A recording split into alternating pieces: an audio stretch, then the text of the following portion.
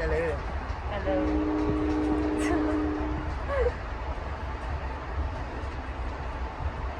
Can you switch over? Can you show us something? No, I mean I can. You said the forward camera is better, right? Hmm? Remember we didn't go there? The what camera?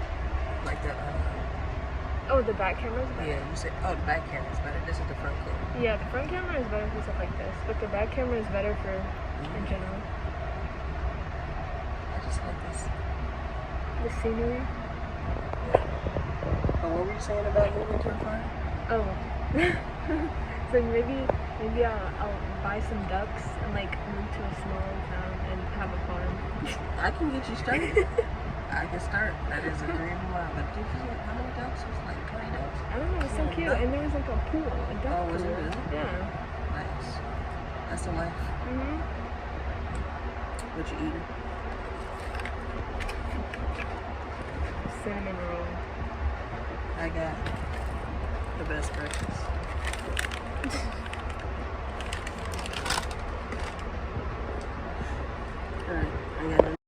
Freedom.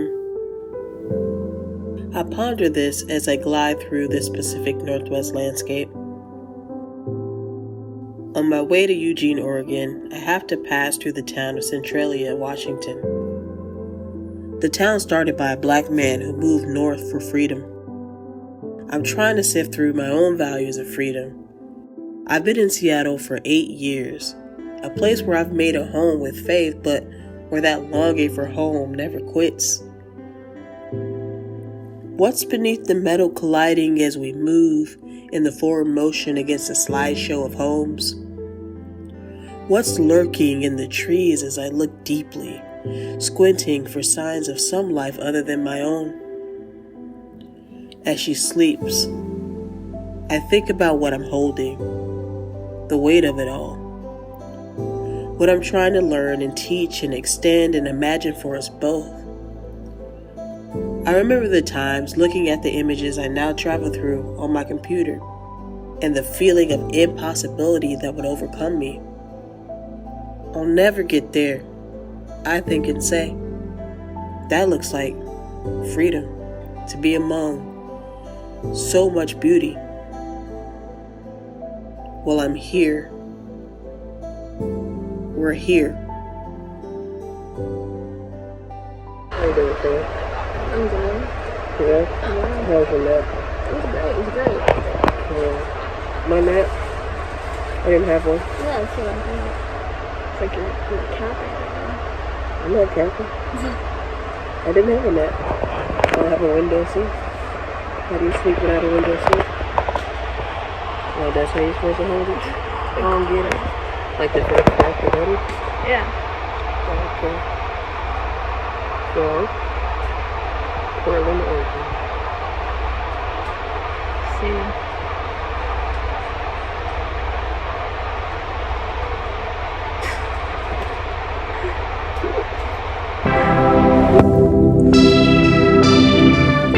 May I have your attention?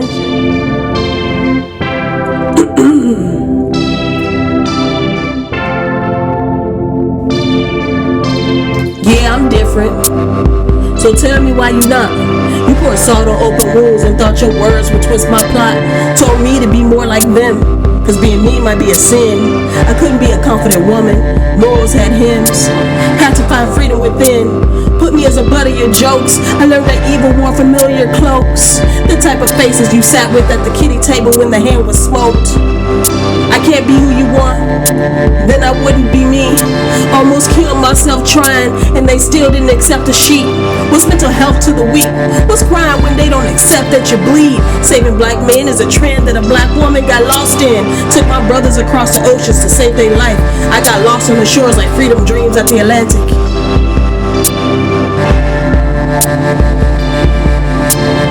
So now I'm a black sheep. I'd rather be black than lost from me. I gave it over to God, kept that version to be.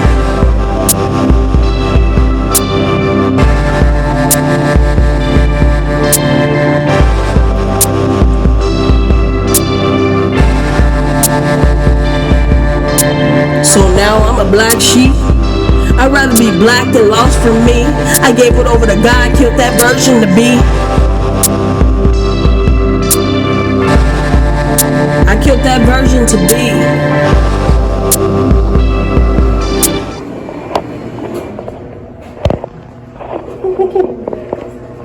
What?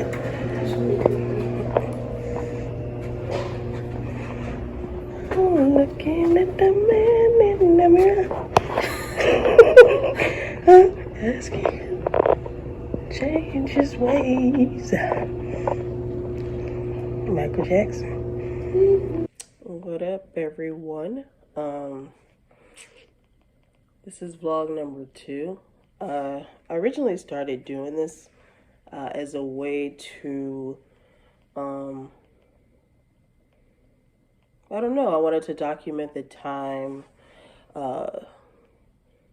around my book release, because I think it's an important time for me as a person who was becoming a first-time author, and I think, yeah, I thought that it'd be a fun diary type of video.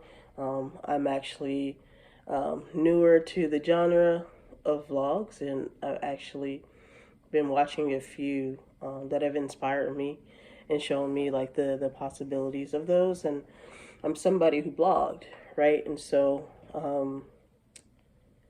blogging was a way for me to express myself, especially the times where, you know, first time becoming a mother and life changing, and also as an aspiring writer, right? So blogs were a space where you could get your ideas to the public, right? Even if you weren't as much of a trained writer per se. And so I started blogging before I got my MFA, and that's what led to a lot of my opportunities, right? So my blogging about music that I would do during my lunch breaks at my full-time job. I'd go and interview local bands, and that got the attention of music companies that were interested in my perspective on the music tip. And so vlogging, yeah, again, that's where I got the idea. I think it's shifting, right? So if you notice in my opening, I said that it was about becoming an author, and I use past tense. So I've talked about this in social media and things like that. But yeah, the book launch isn't going the way that I had planned. And I've been seeking to get out of my contract. It looks good on that front. Yeah, so there was a lot of things going on, but that's part of the journey, right? So while I thought the release was imminent and this would talk about that, but I think that that's super real with writers, that maybe a veil that can be opened and talked about more, just how hard it is out here, how you could be the best writer, you could have a following, you could work hard and it still not work out for whatever reasons in an industry that is a hard one to break into. So I feel hopeful about the book. I'm very proud of the body of work that I was able to create, and really excited about the editors that I was able to work with within the press, and so who are no longer with the press as well, but yeah, who I was able to work with. In general, I think the memoir was a growth point. It's a point of clarity, and giving it to an audience is but one function of that memoir, right? And so I have no regrets. I am confident in its contribution to the landscape of, the literary landscape. I got to do some Black nature writing, which is amazing. And just to even have it qualified or have it the description be Black nature writing, I think is a really cool thing, because people who know me know that that's like always what I've wanted to do, whether the talks about or the commitment to social justice, or a lot of my work that has critiqued the environmental space. That's not what I started off to do. I'm a big fan of nature writing. I'm a big geek about nature. I actually studied environmental science as a detour to before I got my MFA, because I wanted to learn so much about this beautiful world, this beautiful planet, the beautiful beings that we live in community with. I'm really jazzed about that. And so this memoir was my contribution to that, and more to come. So yeah, so that is why I started it. But I think one thing that I've been thinking about just in this year, um, I don't know if it's just this year or if it's been years of crescendo. Now it's a crescendo into how I'm feeling right now. But I feel, um, I don't feel human, right? I feel like that is this like weird feeling that I felt. There's this overall feeling of not feeling human, and it's not like this internal. I woke up one day and I don't feel human, but it's more. I often feel like that I am put in a space of other than human, or like I'm put in a space where I'm not able to realize my full humanity. I know as Black people, um, there's a long history of there's I don't have to go into all that, like you know what that has meant. But for me, it goes a little deeper than that. I think my identity as a single mother, my identity as a Black single mother, um, really does afford people to put me, like, really does cause people to put me in this other space. And I don't know if they don't know how to deal with me. Um, Maybe it's the myths in society. Maybe it's what society tells us as women we're able to do. It's the expectations of motherhood, womanhood, parenthood. Um, but yeah, that's something I've been dealing with all year. Um,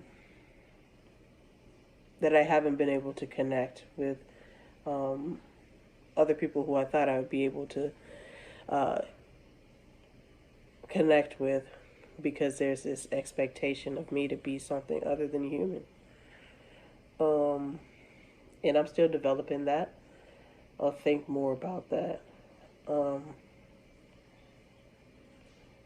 but that's what I'm feeling. And I don't know what to do with that. That others don't see my humanity. That others feel like they have license to um, depict that, or license to create my humanity for me. Um, License to um, put me in a box of whatever their mythology um, has been. And so that's something that's weighing on me heavy. It's something that is stamped when I feel like I'm dealing with, some of the things I'm dealing with my book, some of the things I'm dealing with as a PhD student, is this lack of feeling or being treated humanely. And what that tends to do for you when that is the realm. I've never really felt that like that. I've always been able to find community in spaces of fellow weirdos, fellow creatives, fellow artists, fellow visionaries, fellow people who walk to the beat of their own drum. But it's like recently, it's like people don't even want me to walk, let alone to the beat of my own drum. I am in Eugene, Oregon. Um, it's a space that I've always wanted to go to. I talk about a little about this in my memoir that I applied to the University of Oregon right after my undergrad, but I had a hold on my transcripts and things like that, and I wasn't able to realize that dream. I wanted to get an MFA in creative writing about, what was that, in like 2009 ish, over a decade ago. And so, when I was in my apartment, as a single mother doing my undergrad and looking at pictures of the Oregon landscape and, looking at the apartment and looking at the family housing that they had out here in these cute little neighborhoods. It was a dream space for me. Um, uh, and it's, at the time I wasn't as intentional about um, knowing that I wanted my genre of writing to be about environment. But it just so happens that it's a place that is known for that as well. Um, it's a place that's known for that as well. That's why I decided to go to Eugene, um, because I think in going through these difficulties that can really rock my feeling of progress. It's like I can now get on a train and literally just go to Eugene. That was not the case over a decade ago. Um, that was not the case over a decade ago. I did not have the access as a single mom, as someone who had didn't have a college degree at all, had flunked out of school years earlier, and so I thought life was limited for me, and so I think making this trip after losing one dream that this is supposed to be my book premiere week, but I could literally go hop on a train to Eugene, someplace that felt so far away in my apartment in Illinois, years ago, and that's progress.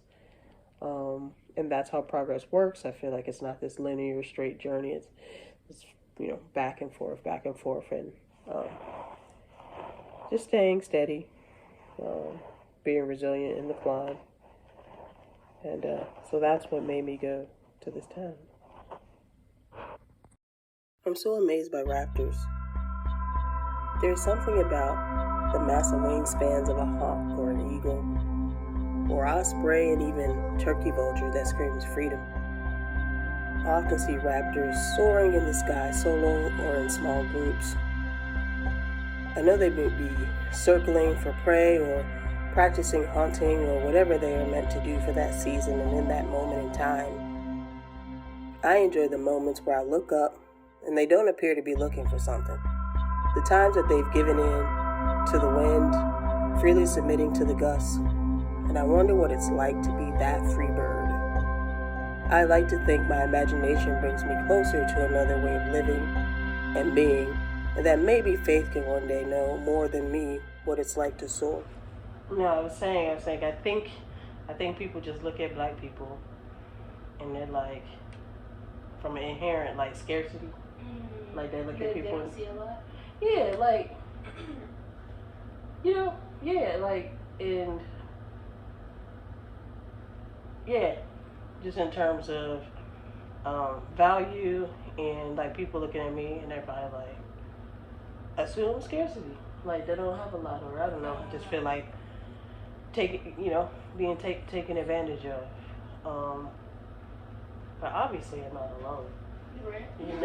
Right. So I don't know. People just be taking advantage. How do you not like look at the camera though? You just pretend it's not there. You pretend it's not there. I wonder if it'll probably get easier when you do it a lot. You know. Yeah.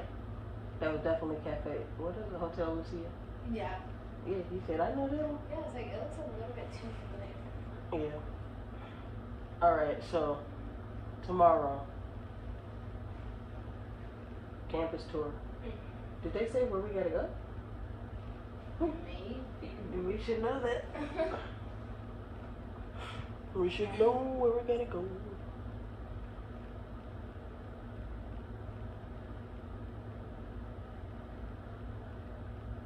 Checking out the Student Welcome Center.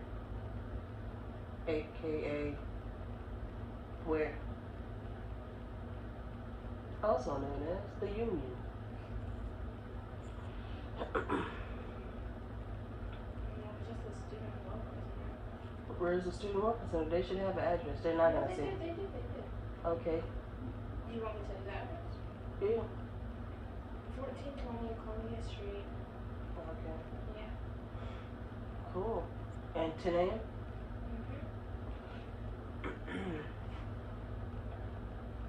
These allergies, man. For real. Unthankful. It's called what? Unthankful. Unthank? Yes, unthank. Interesting. So is it like a, what is it? Like a door? Could be. It's near the housing administration. Oh, okay. So we're gonna be one of those people that I see at UW campus, Yeah. just walking around, getting a tour. Mm-hmm. The cap tour, though. Yeah. They're not gonna give you the real where you gotta Yeah.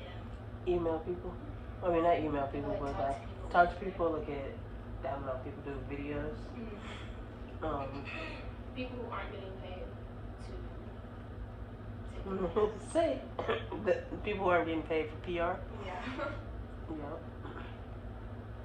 What you looking forward to for the tour? I don't know, just seeing how it is, or like how it's different to UW, because like, I'm most familiar with UW, and how the layout is.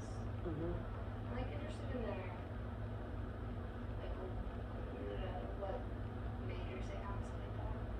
Okay. How about, like, what's the, okay, and just, what would influence you, like, wanting to apply there? I guess like the atmosphere. I think that's a big thing. But also like academics, I guess. Academics? Cool. Did you look up anything? Do they got a K-pop club? They might. Did you look it up? No, I didn't. I should though. You know they got sports. Yeah. Definitely sports teams to come to. Yeah.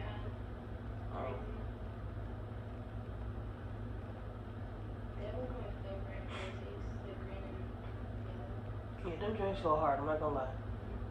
Even though I'm not supposed to. Yeah, I'm not supposed to say that. But, yeah, it's my dream school. Never thought I'd be here. Never thought I'd have access to just drop in. So that's part of the reason why I wanted to do it. Because yeah, after I graduated, when you were little, it was a school that I would think about going to get an MFA in creative writing. But it didn't work out, and financially, we were in Illinois. That's a big thing. So to be able to hop on the train and just ride to Eugene, that's pretty powerful. And it's really weird because we've been in Seattle for 8 years, and that never clicked in my head. Like, Just go. yo, just go to Eugene because it felt so impossible. And so, as I'm dealing with this setback with the book, I'm kind of devastated about it. But it's a reminder of how far we've come, right? How far we've come, how far we can go, even in this impossible situation, or a situation that feels impossible. That the fact that I'm here, like even, the fact that I can like even walk on the campus. I remember like looking at the housing and just like looking at the atmosphere and thinking it was beautiful. So, yep, and you remember I told you about the dream that I had that it was a real dream that I was driving and I was trying to get to Oregon. I was just trying to get there, but I landed in Washington, and then eventually, for some reason, I was in Oregon. So I don't know. There's a line between manifesting your dreams and like it's like, okay, I don't know what that dream means, and you can sit back and say, it means that one day maybe I'll work there, or one day I'll get there. I can say, you know what, let's just go there. So small thing in terms of some people are like, just not a big thing, I can get there. But when you don't have access, when you are single mom, small movement seems impossible at times. So I'm proud of me, proud of us, and go Ducks. How do you like the University of Oregon campus? I like it. It's definitely different than UW, especially with like the architecture. I don't know, it feels less old, even though it's still old. Yeah, I agree. Like, or maybe you say, oh, the choice of architecture feels more modern. Yeah, like UW just seems like it's fun. Like the library, you know what library I'm talking about? Like the tall library. Yeah, that one just looks really old. Yeah, I agree. It's very green. Like green in a different way. Yeah. I was just saying, like, Seattle, University of Washington campus, it's very hilly. Feels like a forest sometimes. But yeah, hopefully it's recording because I have, like, it heard you because I have my headphones in. Oh yeah, I think it'll make it. It don't matter? I think it does. Oh, okay. Yep. Once was my dream school, and Faith is getting a tour, a campus tour of it. I don't think it's her dream school, or maybe it is. I don't know. Make sure no University of Oregon people are watching. Oh yeah. What'd you see? What bird? Osprey? Oh, nice. An osprey just birders over here. Osprey just flew over. I like the blue window. The what? The blue on the windows. It is nice. I feel like I like this because it's like, I feel like I'm intruding in a way. Right? It's not like open. It's like, people are like, why are you here? I don't know. So, University of Oregon.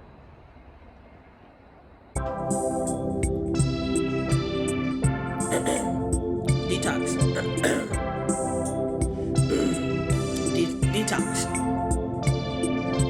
I'm intoxicated by joy, laughter, smiling, avoiding their ploys. A kid in a candy store, my world sweet, blueberry LaCroix. They tried to test my gangster. I murk lanes, forecasted pain, summer rain from constructed clouds, weather change when I reclaim. I ain't claiming innocence, systems choking collective consciousness. Wipe my own stains, I ain't hide from past complicit mess. I once had a dream of living beyond my means, the golden green, the good life, white picket fences, the American theme. Ancestral urgence, the wisdom and resurgence, a shift, searching for meaning beyond the surface, detoxifying, eliminating generational curses. Detox. Mystified by your way, illuminating always, not getting caught in they play. Detoxified in a healing place. Mystified by your way, illuminating always.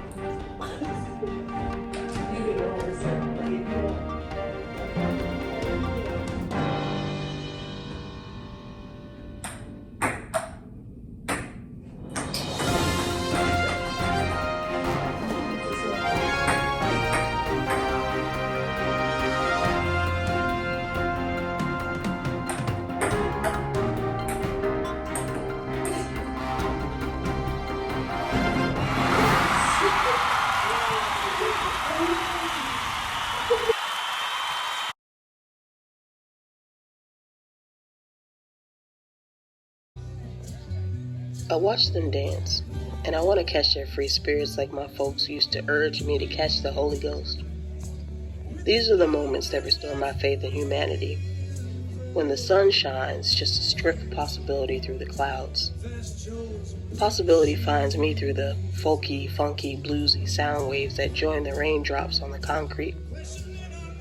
I want to be free in my body, to feel that freedom from the crown of my head to the soles of my feet. I want to sway and smile the blues away and watch them dance, and I'm imagining joining in, not just today, but more permanently. I have a holder.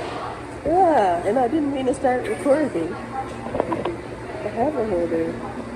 But how do we get this? I'm doing this. Oh. I gotta go keep it.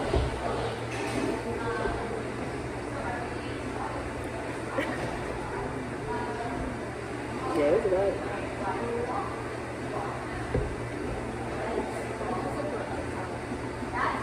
Yeah. Yeah, it's fine. Like, everything's close by. Don't have to walk up a hill to get to anywhere. Yeah, I don't know what that lady was doing. She's like, come in if you want to see some culture shock. You don't even know who. What's a culture shock? What do you think I would have? Like, they're from the big city. No. Oh, that'd be a good farmer's market. They're fine. Food, musicians. They're good. What kind of music would you say they like? Let me check out their website.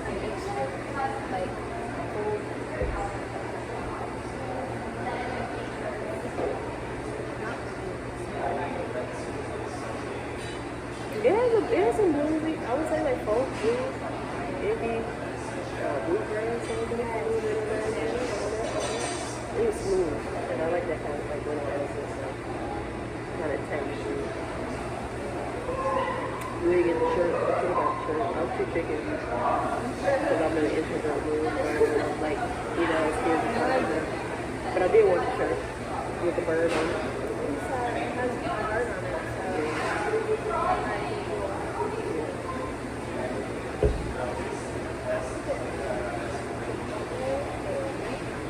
Oh, sure. So yeah, it's slide on that side.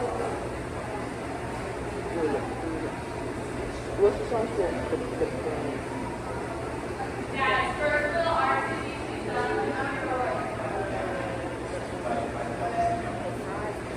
Cherry habanero? I don't know about that. What is that? Barbecue.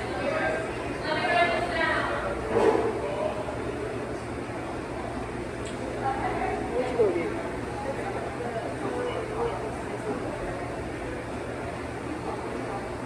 I'm gonna go with that too. What's your preference? So that's it.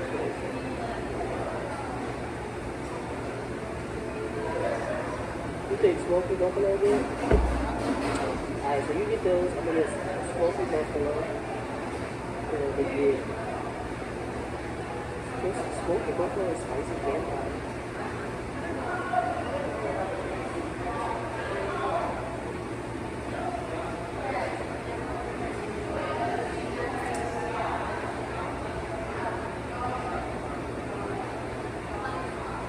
And I'm just gonna get, what I said, smoky buffalo.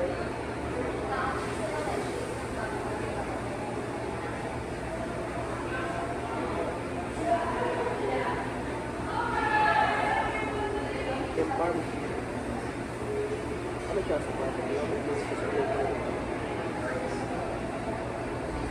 We already have a lot of barbecue online. I think that people do that as a thing. Well, you know,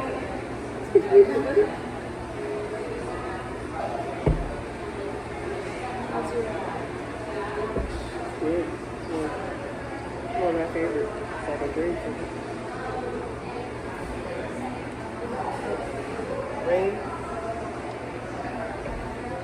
Rain on us.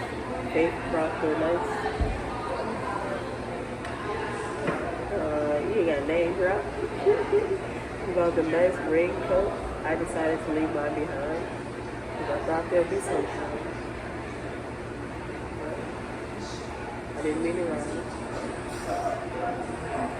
But I'll be fine.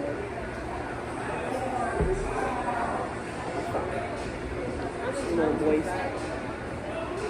No voice. Nothing we're not used to. What's his voice like?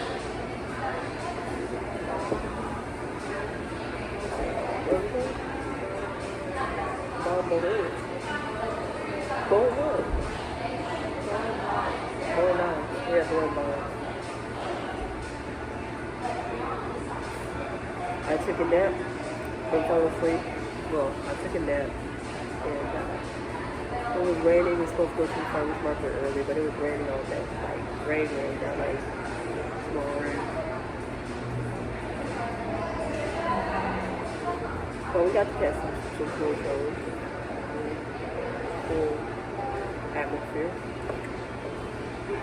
Reminds me of Urbana Champagne a little bit. I think I've heard that maybe. Yeah, Goodness.